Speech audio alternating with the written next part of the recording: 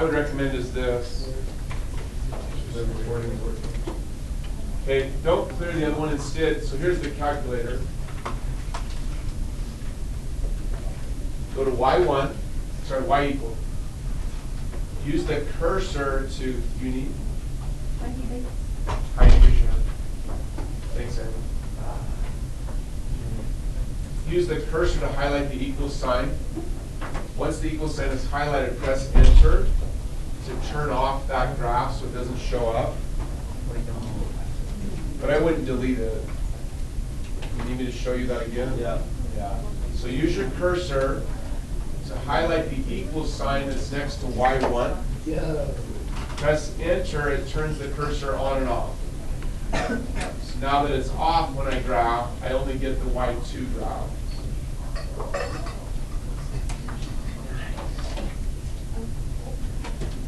Need help? Raise your hand if you have this on your screen, please. Show me. Two more tickets. Keep this ID on the phone.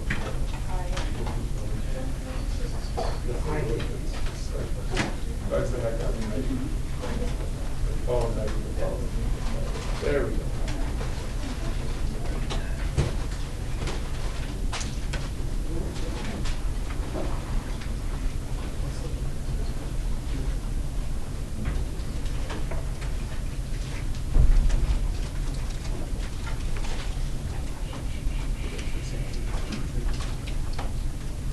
Okay. Back to here. We also talked about this fact last time. We talked about how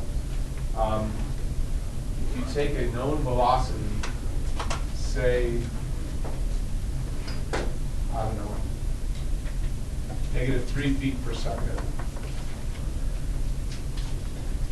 and you multiply by an amount of time, let's say 5 seconds.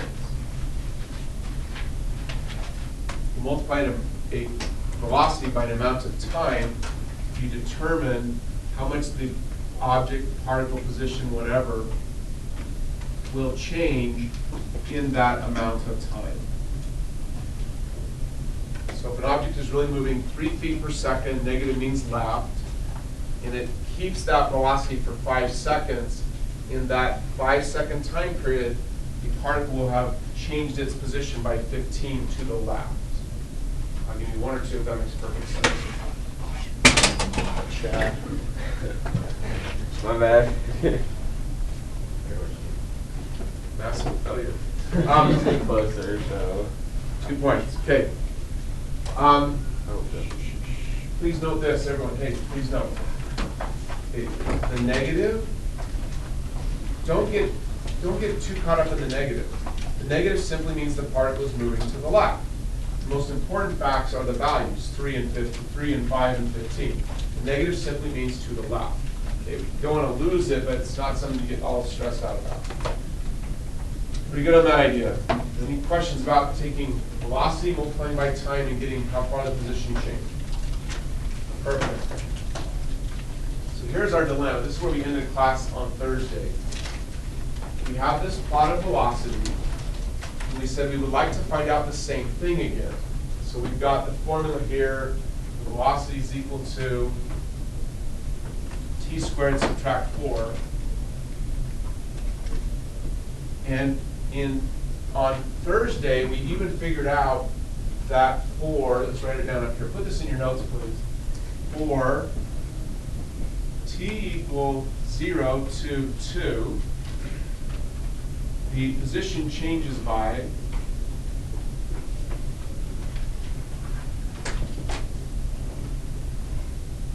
-5.33 meters. That's what we figured out last time for this particle. It's in your notes from last time. T equals 0 to t equal 2, the position changes by this amount. The way we figured that out was here. We had a formula for position. We typed in the time of 0, found the position to be 1. We typed in the time of 2, found the position to be -4.33. Hence, the total change in position from time 0 to time 2 turned out to be this value of negative 5.33, which I've written down here. One or two if that makes perfect sense.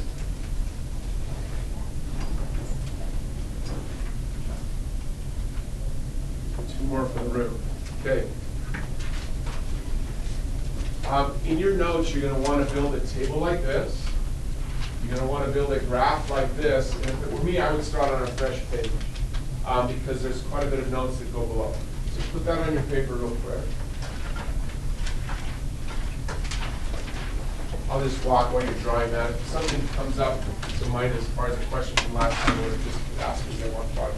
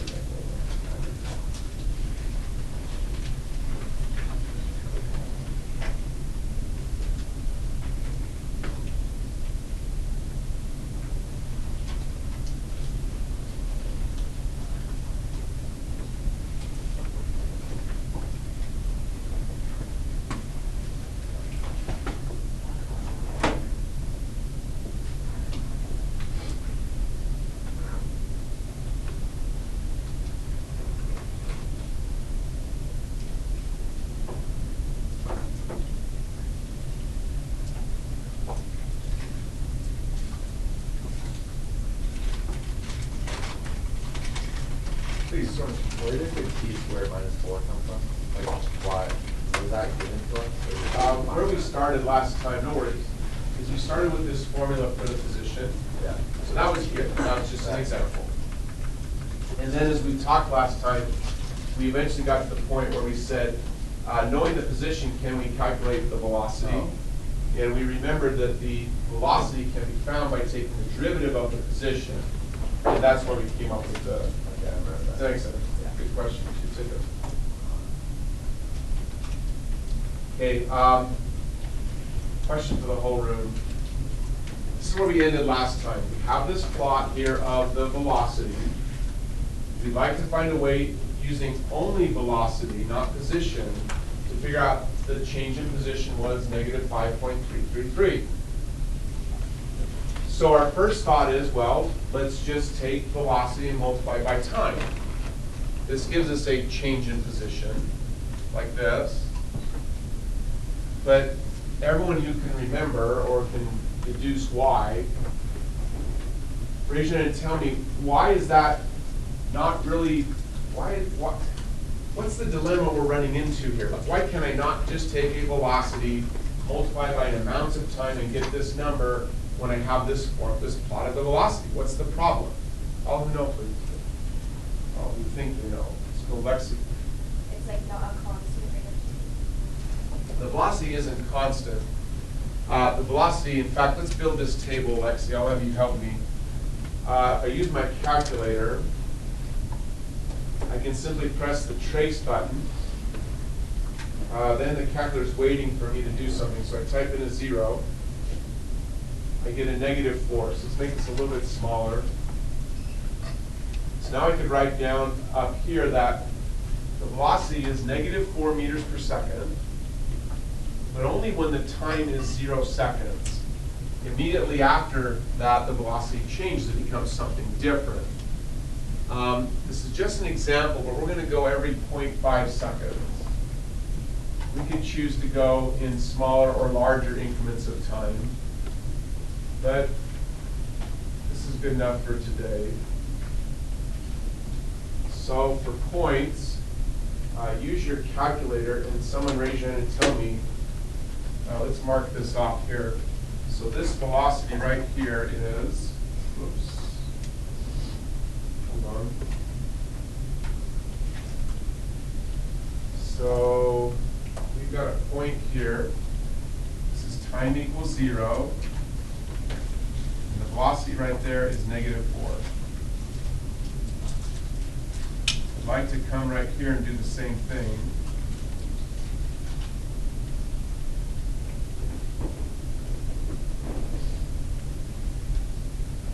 So somebody else use your calculator and tell me, what is the velocity of Oakley? -3.75. Tickets.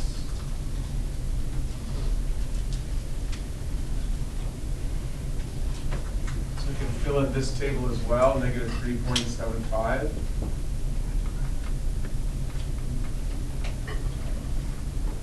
Somebody else, next one, let's go Braden. So this is 1 and -3. So come up here, this is -3. Someone else? Heidi, please. -1.75. So this is 1.5 and -1.75. One for Heidi, thank you. Soren? 2 is 0. 2 is 0. Got -1.75. And this last one here is points for Soren.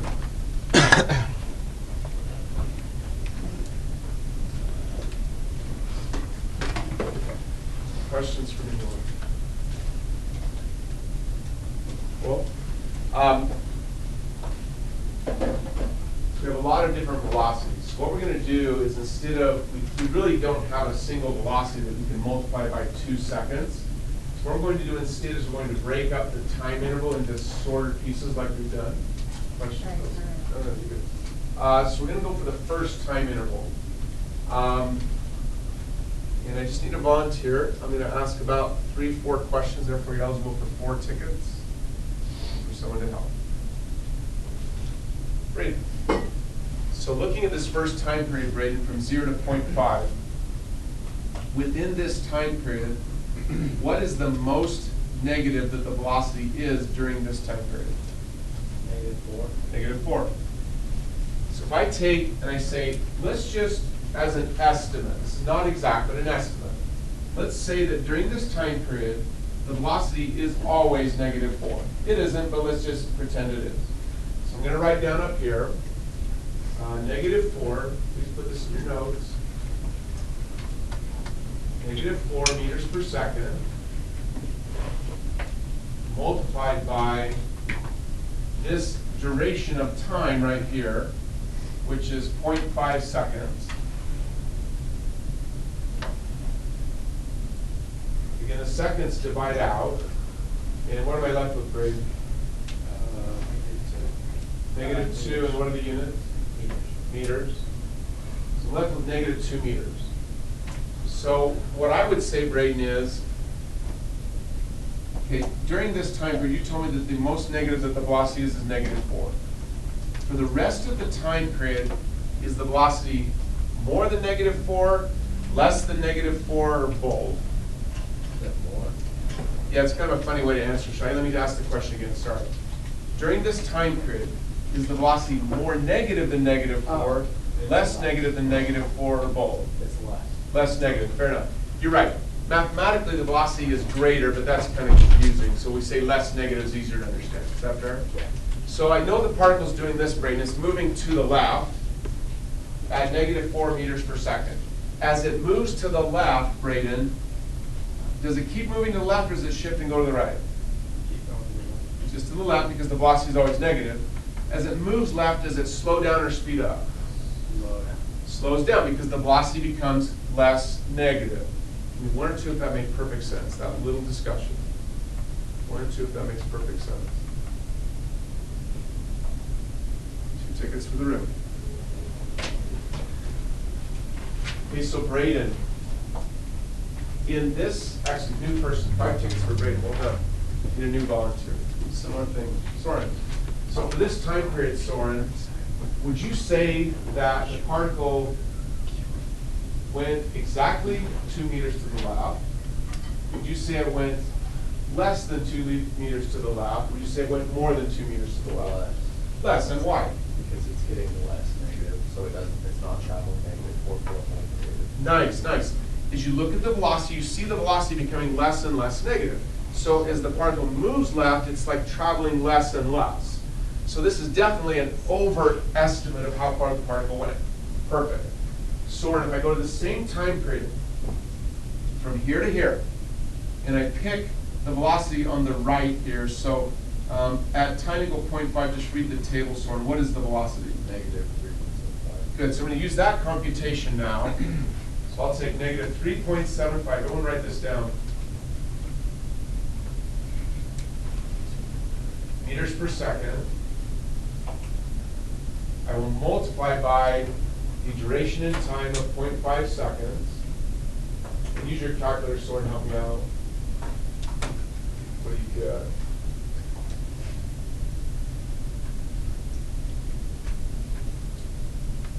Negative 1.875. And the units would be? That's it down. Seconds divide out. So we're down meters here. So one estimate says, Soren, we went left 2 meters. The other estimate says we went left 1.875. More follow-up questions. During this time period, Soren, what was the most negative that the velocity ever was? Negative 4. Good. What was the least negative? Negative 3.75. So would you say it's fair to say that our estimates, this is the most the particle could have gone during that time period, this is the least, and the actual amount would be somewhere in between. Does that make sense? Yeah. 5 for Soren, give me 1 or 2 if that made perfect sense.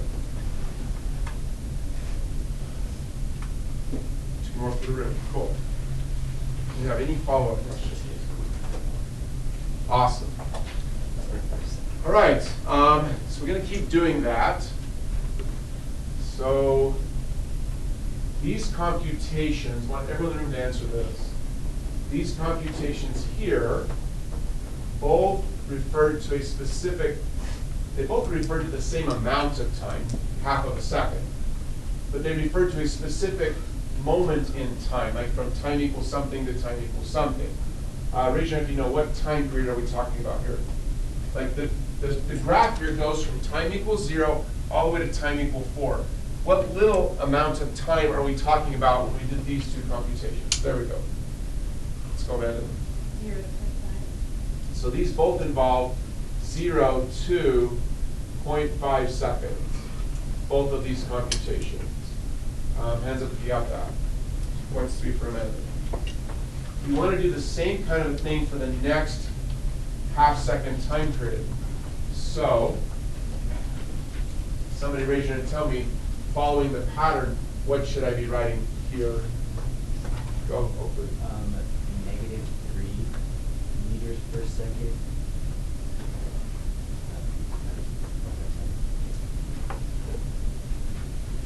And that will give you what, Oakley? Don't worry.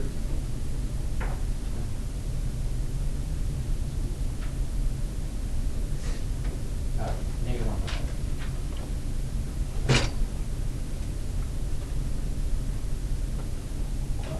Meters, right? Meters. Yes, Good. just seconds, yes. So let's go back over here. Oh, first here. So what time period does the blue computation reference? That references 1.5. Good, from 0.5 to 1 second.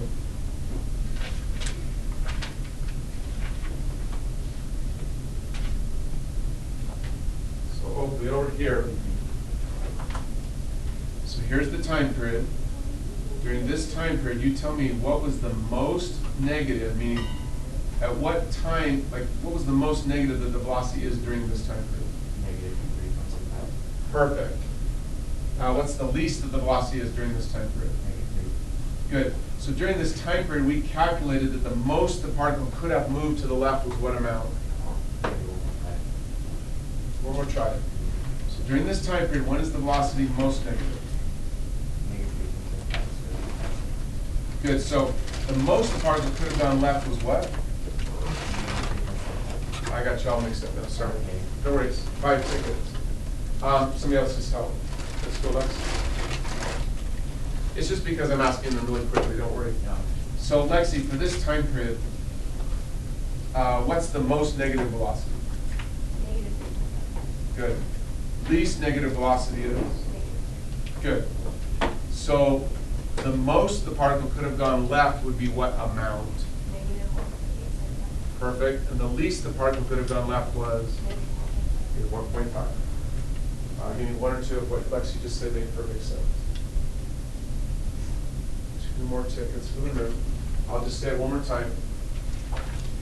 So during this time period, I tried to kind of color code it to make it easier for your eye to pick up on the numbers. During that time period, the fastest the particle is traveling is this value. If the particle is going that fast for the entire time period, then this computation says that at that velocity, the particle would have gone this far. But during this time period, everyone just say it, is the particle slowing down or speeding up? Slowing down. So as it moves left, it really doesn't keep going this fast. So it can't go this far. Well, on the other side of the coin, during this time period, the slowest the particle is going is right at the end of the time period, the -3. If the particle really were going that slow for the entire time period, it would have only traveled this far. But of course it wasn't. It was going like this fast at the beginning, this fast at the end. So somewhere between these two numbers, that's how far the particle actually went. Give me one or two if that makes sense. 2 for the room. Good work. Questions?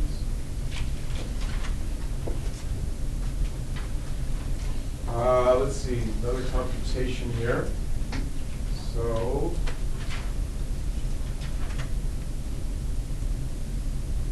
somebody tell me what's the next thing I want to write, just following the pattern. Right? -1.75 meters per second.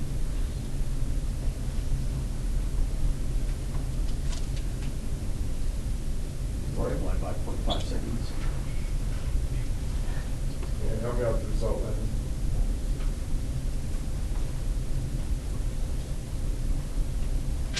Would be -0.875.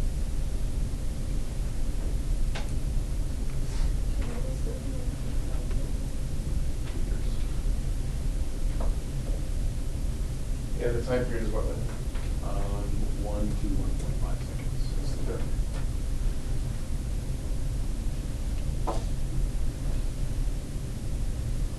I'm gonna have a question about you. Why is the negative? Got you. So what we're doing is, we're looking at little half-second increments of time. Oh. No worries, that makes sense. Yeah. Good work. 2 for Sarah. And then we gotta do one more here. I did the wrong color. That's annoying. Let's see real quick.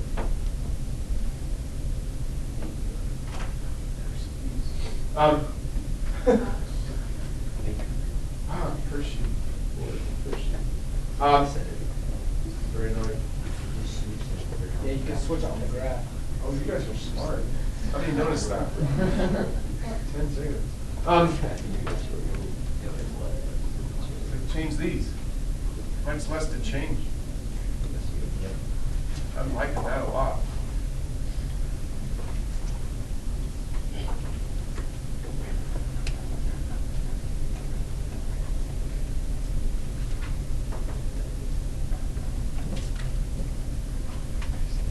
These two green. Right.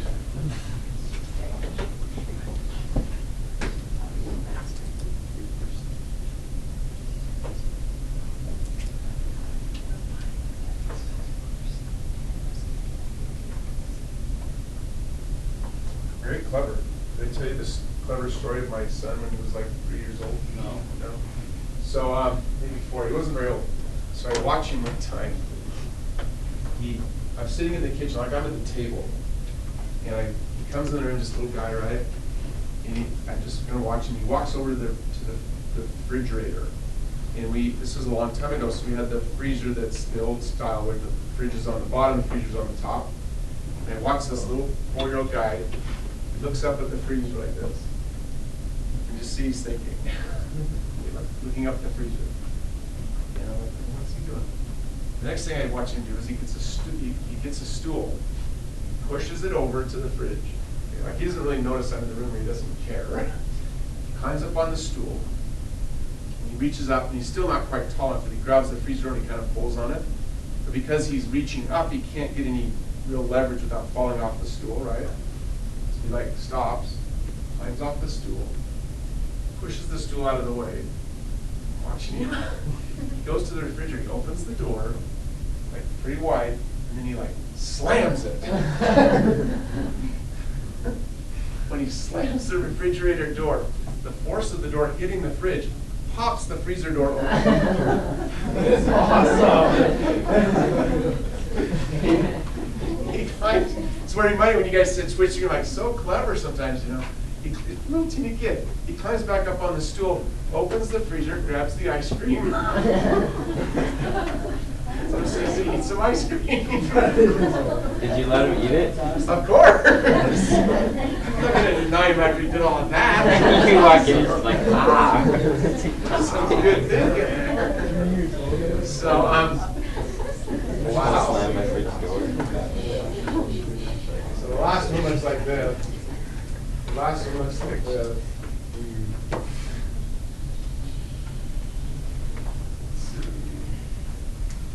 0.5 seconds.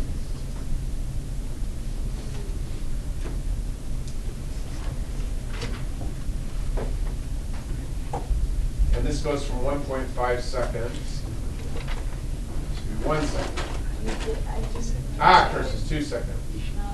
Oh. It's 0 meters per second. Oh man, a lot. How many knows this was? Christmas, 10 tickets. All right. Yes. Y'all. Why? Merry Christmas, Jen. Merry Christmas. I love Merry Christmas. Please not God. Please not all. Cool. Any other questions? Awesome. I need one more volunteer, just to make sure we summarize this one more time. For Chad. So Chad, during this half-second time period, what is the highest rate at which the particle is moving to the left? Negative 0.875. One more time. What is the highest rate that the particle is moving to the left? Rate. This is the highest, this is like the biggest amount that the particle moves to the left. I could do this. No worries. 2 tickets for Chad.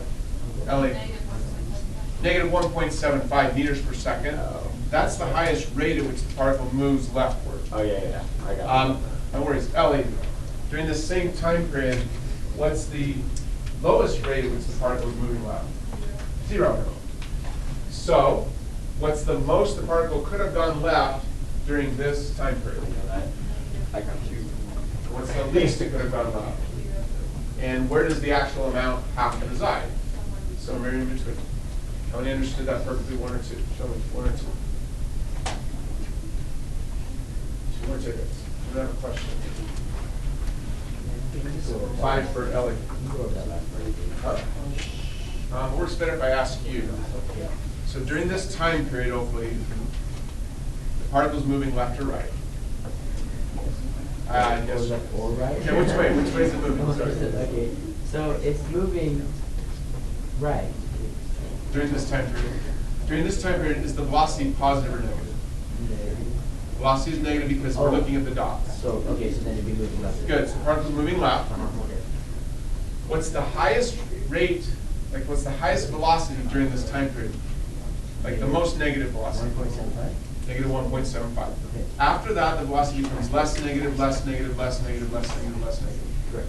So if I say that during this time period, the velocity was always negative 1.75, and I do this computation, like I say, it's going to be negative 1.75 for half a second. Am I overestimating how far left the particle goes or underestimating? Like Like, am I overestimating how far, I'm overestimating. Because I'm assuming the velocity is more negative than it really was. Does that make sense? Good. During that same time period, at the very end of the time period, what was the velocity?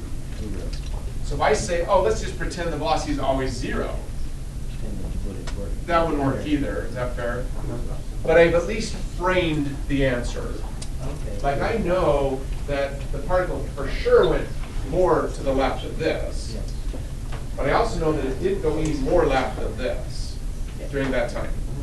So it must have gone some amount that's in between. Okay. Does that make sense? That makes sense. Anybody else? Let's do this now. Scroll down. Scroll down. Go down a little bit in your page. Let's do some combining of terms here. So let's write this down. Let's take -2 meters. Add that to the -1.875 meters. Add that to the 1.5 meters, negative. And finally add that to -0.875 meters. And everyone on your calculator, add those up, please.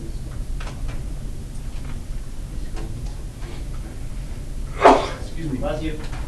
Thank you. Now, if that one wasn't 0, you would add it, right? What's that? If that last one wasn't 0. Actually, I wouldn't. Even if it wasn't 0, I still wouldn't add it. There's a reason. Like, so even if this wasn't 0, I still would not be adding it. So raise your hand when you have the number here. Okay, everyone who raises their hand.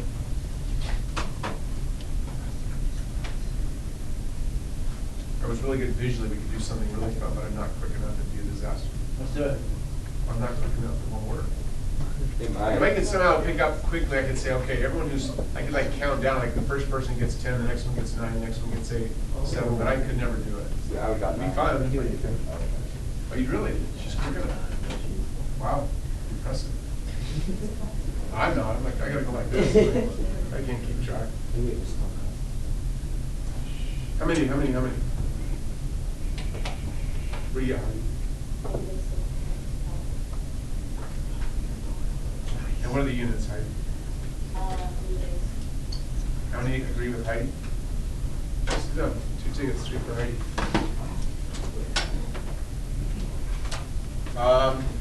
Do another one, please. Do this one now.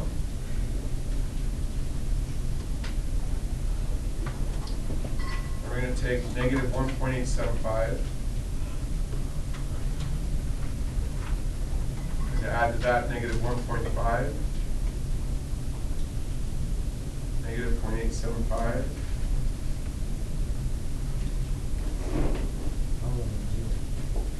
And then 0.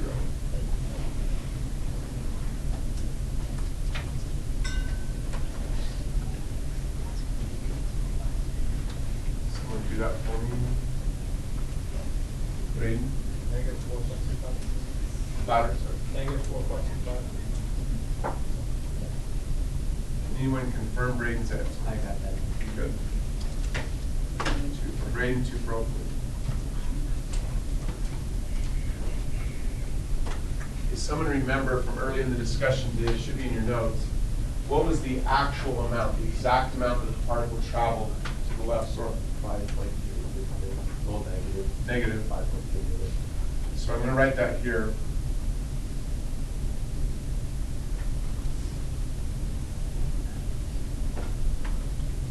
So,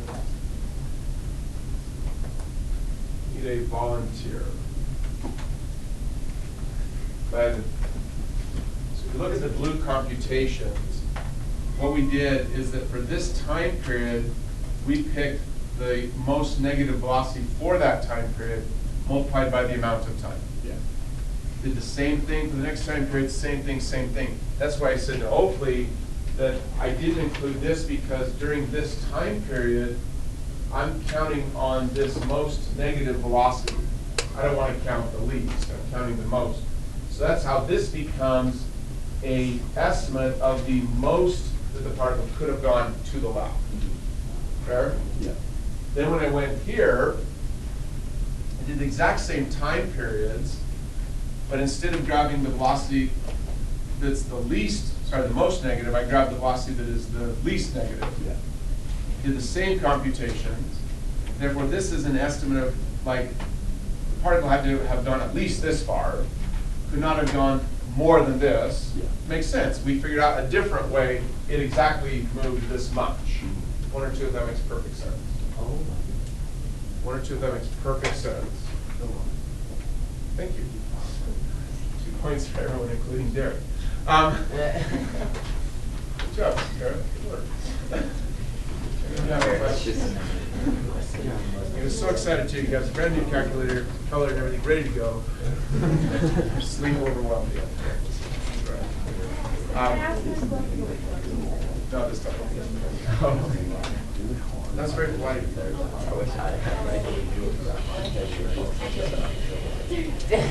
have any questions?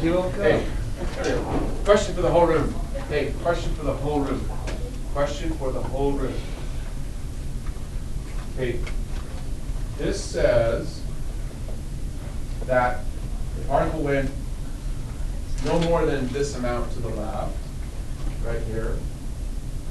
And the particle went at least this far to the left. And then this again was the exact found using a totally different method. So it's labeled those. This is, on the AP test, they'll call this an overestimate.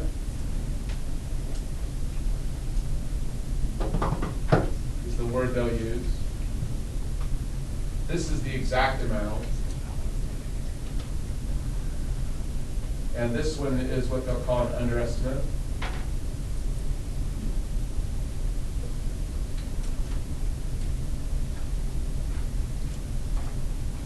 Okay, I'd like everyone who thinks they have an idea to raise their hand. What could we have done different in this series of computations that would have allowed us to get a better, like an overestimate that's closer to the exact and an underestimate that is closer to, there we go.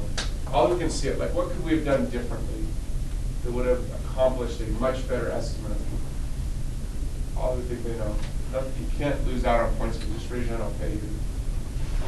They'll see. Not sure, no worries. Who's still in? Here we go. Let's go, Lexi. You could have done like the time periods smaller, instead of doing them 0.5, you could have done like 0.1. Very good. Look at the calculator here. How many thought that? 2 points, 3 for Lexi. Look at the calculator. Right here at time 0, the velocity is -4. If I move if I go over like by 0.1 seconds, notice the velocity does not change very much. So we do the same two computations for that 0.1 second time period. My overestimate and my underestimate are going to be much closer to each other because the two velocities are much closer to the same value. If that makes sense. 2 tickets. What's the trade-off? Like, why is that maybe not such a good idea? Oh no. Why is that maybe not such a good idea? All of you know. Let's go with Cal. Because you have to find so many different answers. Well done. I did 4 different computations to cover 2 seconds, right? It's really pretty simple. Cal, what's 2 divided by 0.5? 2 divided by 0.5. 4. So if I have a 2-second time period, and I make each little time period 0.5 seconds, I end up having to do 4 computations, right? If I make each time period 1/10 of a second, I'll help you. 2 divided by 1/10 is 20. So now I gotta do 20 computations. How many knew that before she said it? So tickets 3 for Mikel. What's that? The one about you talking about 4. Just a simple idea. So give me 1 or 2 on this. Hey, give me 1 or 2 if it makes sense to you that by going in 0.5 second intervals, we got an overestimate and an underestimate. But if we had gone in 0.1 second intervals, we would have much better estimates. 1 or 2 if that makes sense. That's all I meant. Oh. 2 tickets for that. Anyone else have a question? Chance, please. So is there a possible way to like I don't know how per se, but to make it for some formula or something that would like account for every single decimal infinitesimally close to each other so you could get that exact. Everyone look at me, everyone look at me. Listen to Chance. Yeah, the guy who invented it now has his, Isaac Newton, okay? Yeah, pretty smart fellow. Yeah, he figured out a formula. It's called the fundamental theorem of calculus.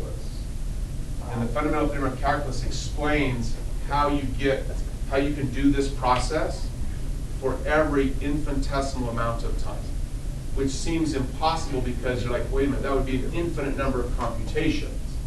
But he found the back door, like a way to do it without doing an infinite number of computations. Now, there are, with the computing power that we have today, you can just brute force it. You can literally do billions and billions of computations very quickly. So it's still not an infinite number, but it comes pretty darn close. Like, we figured this out using a totally different method, right? We were over here, and we computed two different positions, and simply subtracted the two positions to find the change in position. So those of you who had AP Physics, you've been doing this already on your calculator. Back to second equip, clear. You've been doing this computation, Math 9. You may not have been using your calculator. Go from time 0 to time 2, and we want to integrate the velocity. This is called integration. We want to integrate the velocity, which is in y2. So grab that. Whoa, wait. Now my calculator will not do billions of computations. It does, I believe, about, I think, 100,000. But it still only takes 7. And I get exactly the same answer. Wait. How did you do this on this? No, that's not what Isaac Newton did. Wait, Landon. Because he didn't have calculators. Yes. Yeah, the back door we'll learn later. Yeah. I'll show you in a second. The chance, the back door method we learn later. For now, hey, look up. Look at me, look at me, look at me, look at me. So that was just to answer Chance's question, okay? But please do not forget, this method is the one you need to know for the next several weeks. This idea of like we take a velocity and we multiply by a change in time, we get a change in position. That's what you must focus on for the next several weeks. The Isaac Newton fundamental theorem of calculus method comes later. Heidi, please. What's the point of doing both ways if we already found the exact answer the other way? Got you. What people figured out long ago is that, I guess historically they couldn't do it this way very easily because it was so many computations. They had no way of doing it other than on paper and pencil. So they were really reluctant to do it this way. So they found the other way, but the other way doesn't always work. Like there are many applications in real life, engineering, physics, examples, chemistry, where the backdoor method doesn't work at all. And you are forced to use a computer to do it. So that's why you end up learning both ways. Does that make sense? Good. 2 tickets. Anybody else? Awesome. Cool. Somebody has to see that again. You don't use this for now, but just so you can tell, on the 84, it's Math 9. And then you specify the time period you're interested in. I didn't know what to put where. So this is the beginning of the time period. This is the end of the time period.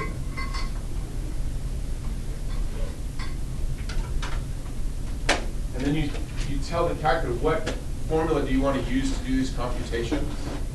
So I simply told it, here in my y list is y2, that's the formula I want to use. So back here, I told it to use that formula. So I went alpha number 2. And I have to tell it that I'm using, this is t equal 0, t equal 2, so this dx tells it what it's using. Dx means change in time. Okay, what the calculator does is this. Hold on a second. This is the computation that the calculator makes. It literally takes this time, plugs it into this formula. So the calculator is taking 0, squaring that value, subtracting 4 to get the value of this formula. It is then multiplying by dx, or the change in time. Okay? The change in time that we did when we did the computation, let's get the whole room to raise their hand. What was the change in time we were using when we were doing the computations on the other screen? What was the duration of time we did for each little computation? You guys know this. What was the duration in time? What was the change in time for each little computation? Alyssa? 0.5. So the calculator ideally would do this. It would plugs this number in, computes it, multiplies by a change in time. How many got that? Show me. Take a read for Alyssa. It then repeats the process. So it goes to the next time. It knows the next time because it simply adds the change in time to the beginning time. So everyone, please, raise your hand and tell me what's the next time value that the calculator is going to use. Hands up, come on. Started with this time 0. The change in time is 0.5. It needs to go to the next time. So what's the next time it's going to be plugging in? Chance. 0.5. So it takes 0.5 right here, squares that, subtracts 4, multiplies by the dx again. 0.5. This is what the calculator is doing. Raise your hand if it makes sense to you what this is becoming. Give me 1 or 2, sorry. 1 or 2, 1 or 2, 1 or 2, that makes sense. So that's part of the formula. Remember that the velocity formula that's in y2, it's on another screen, you can't see it. You remember now, Kelsey. So y2 is equal to t squared subtract 4. Good question. It just keeps repeating the process. So it goes plus again. So somebody would like some tickets, raise your hand and tell me what to write here. Ellie. 1.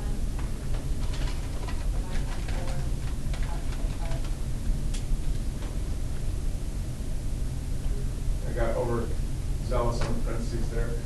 2 for Ellie. Somebody else, what's the next one? Soren. 1.5 squared minus 4. That's 25.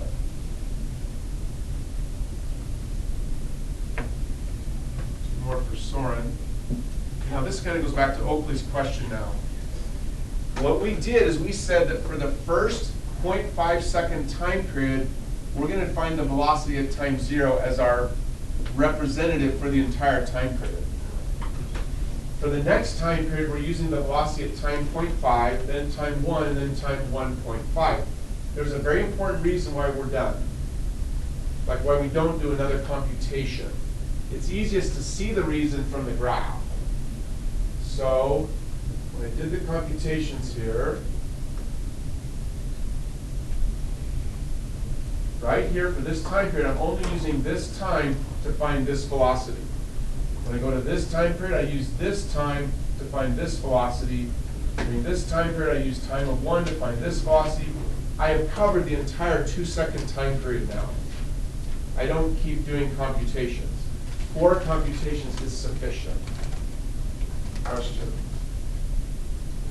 Please, sorry. Well, I have a question. So on like the first one where the answer is negative 5.33, because that's exact. So the d of x just does that for like a small increment of time. So if you were to plug in the same thing, except instead of x you put 0.5, what would it? Got you. To change the dx, it's actually an internal setting within the calculator. I have to look it up. I don't remember where it's at. Okay. Yeah, if you could, I need to play with it. I never actually found the time. But if you change that internal setting to something bigger, a bigger amount of time, this will no longer be negative 5.33. It'll be something larger, like what we found. Somebody, just look in your notes. What was our value here? Say it louder. Negative 6.25. Cool. You can't just change it here, but that's exactly the idea. Okay, 1 or 2 if that makes sense. Show me next one. 1 or 2 if that makes perfect sense. 2 more tickets. Well done. But that's all the calculator is really doing. It's just exactly what I showed you. This is what you need to focus on for a while. The back door will come later, but This is actually easier. The back door is a little trickier. So, questions? Awesome. So what we're gonna do next time, I have a little worksheet. It goes pretty fast. Last year, we did it on the day before the break as well, and everyone finished in class. So next time we'll pick it up right here again, but with kind of a new example, just applying this idea. We should be able to finish the worksheet in class with no homework for the break. Joe. No homework tonight. Hey, Simone,